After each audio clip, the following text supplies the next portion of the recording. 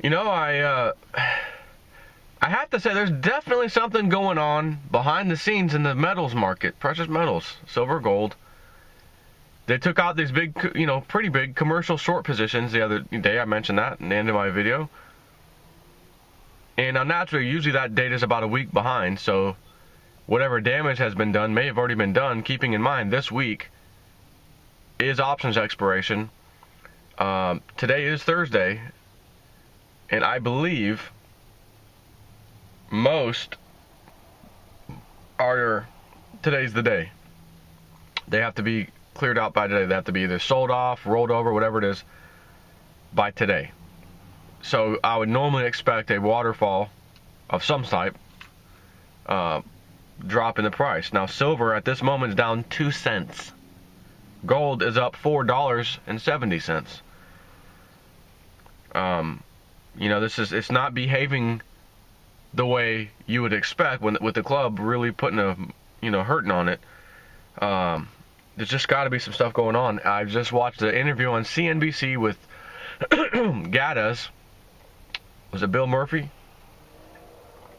And he unloaded, and even said too, like we think they're running out of options. The cartel, as he calls them on CNBC, the gold cartel, the central banks. He named them all: the Bank for International Settlements, the Fed, and one other one. And he's the Exchange Stabilization Fund, I think, is the other one. And he said, they're running out of tools. They're running out of leasing gold like they've been doing all these years. They lease the gold to put out these fires, so to speak. He says, I think leasing it's becoming a problem. So it's gonna go. He says once silver hits 18, and he says he starts mentioning silver, and the guy on CNBC is like, well, I always hear you talk about gold and you make the case, but I want to take you back a second. You just said something about silver now. Why is silver important? Why is silver in this? And he says, silver is actually the Achilles heel for these guys, not so much as gold. And if it's silver that they need to really worry about the price rising more so than gold. And if silver hits $18 or $18.50, it's going to 100. Just a matter of time. I don't know when or how. Not how, but he said I don't know when or what time period. But once that happens, that's where it's going to go. And what about gold? 3, 4, 5,000 easily. And I don't question that. I'm telling you. We have to start devaluing our currency too. We have to. Whole world's doing it, and we're sitting here, strong dollar, strong dollar. It's not going to maintain itself. Our exports will be destroyed. We can't compete with devaluing dollars across the world.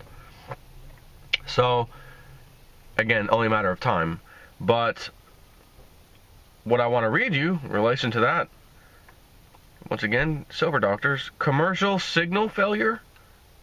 Unprecedented move in gold and silver lease rates, screaming something big is up. Again, back to the leasing, as Bill Murphy, I think it was Bill Murphy's GATA, Gold Antitrust Action Committee or whatever he calls himself, their group, talking about the leasing. Here we go. If the unprecedented and sudden move in gold and silver lease rates are any indication, something big is detonating in the financial system. You got a little chart here of lease rates where from 2011, remember back when prices were very high, they came down and kept going down just slowly but surely, and now they're on the rise again, fairly abruptly, as you can see from that chart, that top one. So that's the top one's silver, the bottom one is gold. I'll scroll down a little bit. Both of them at the very end of the chart are starting to really go up. And that's just like right now, like this little smidgen of 2016 we're in. So that's it. I mean, there's nothing else. He showed these charts. That's the lease rate. You got GATA's Bill Murphy coming on there, CNBC, of all places, right? And claiming, look, we think they're having, the club essentially is having or not the club, the cartel as he calls them, is having a major problem capping precious metals, and he says he believes it's a problem with them leasing available metals to do their dirty work. They must be able to lease and move the gold and silver. And he's speculating that they're having a problem getting their hands on what they used to easily be able to get their hands on as far as leasing goes. And that's causing a problem. So he says they're, I don't know if he used the word panic mode or not, I don't remember, but there's a few other articles I've read recently. There's definitely something going on. Man, would I like to be privy to that information. Just, just once. What's happening behind the scenes? Give it to me. Tell me the real deal. And then some club member says, all right, J-Snap, I'll give it to you this once. Yeah, we're panicking. We have no freaking gold to lease, no silver. We're in full-blown panic mode. So what's going to happen with the price of precious metals? It's about to go ape shit. Appreciate that. Thanks. Guys, I don't know why I'm picking up my fake phone. I'll just turn on the video camera. Guys, load the boat on silver. I just got word from the elite. Hurry up. I would love to do a video like that. But old J-Snip 4 ain't got no friends in high places. So I have to remain the fly on the wall, seeing all these articles, research. What am I seeing here? China demand, Indian demand, Russian demand. Russia just bought another 700,000 ounces of gold, by the way. Etc. You don't have countries. Forget people, right? Forget people, rich people, nothing.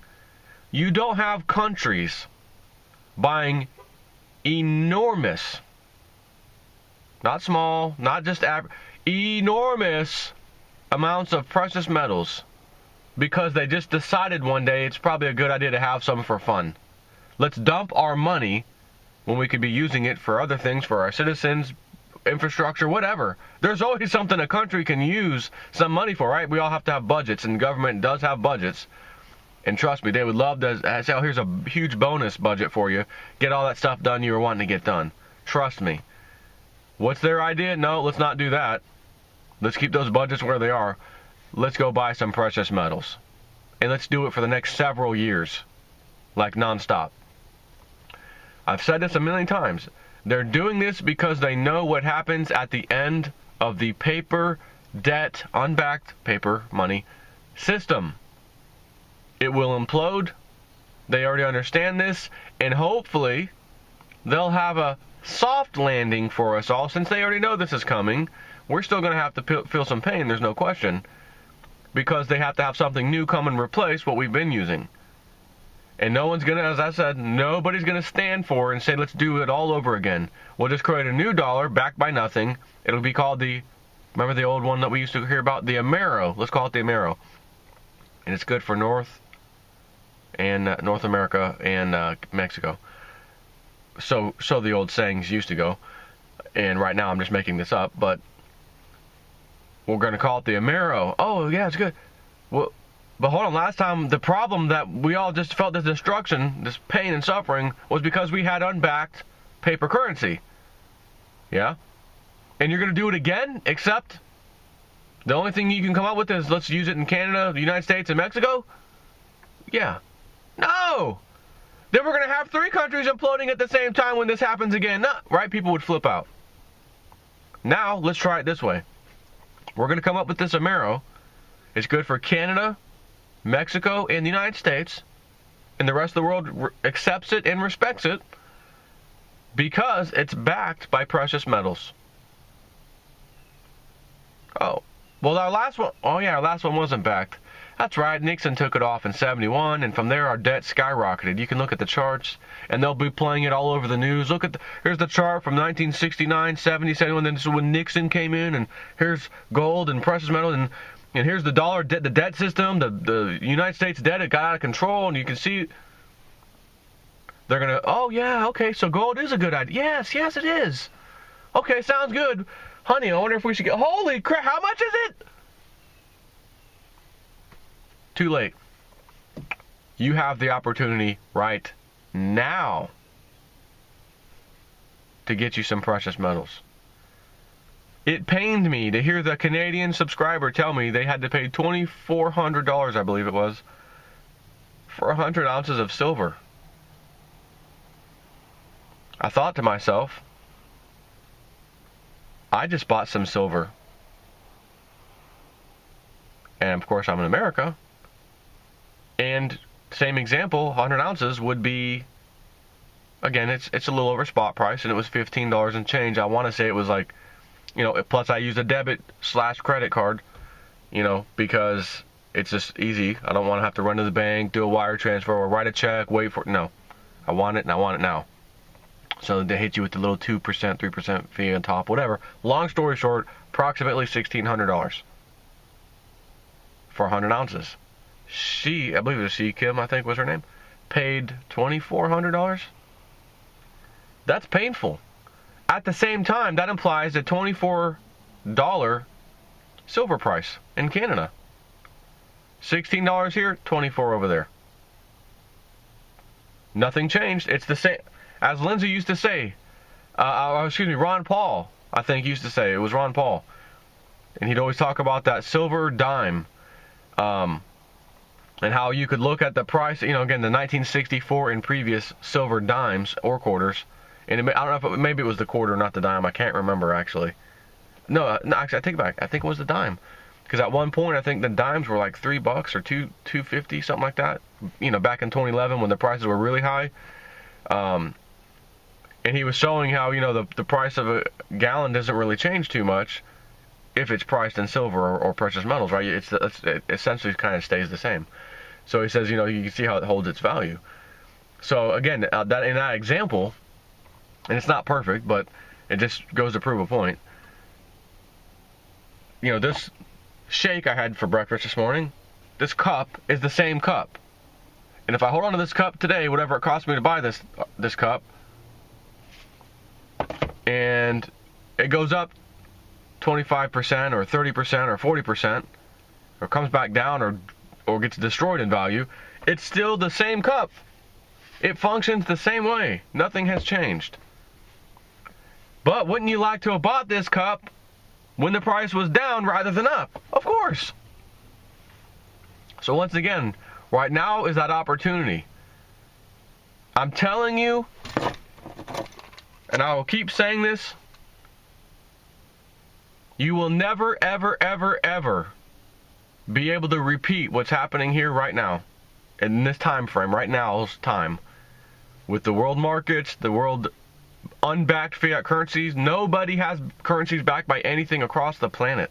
They're all unbacked currencies. Fiat.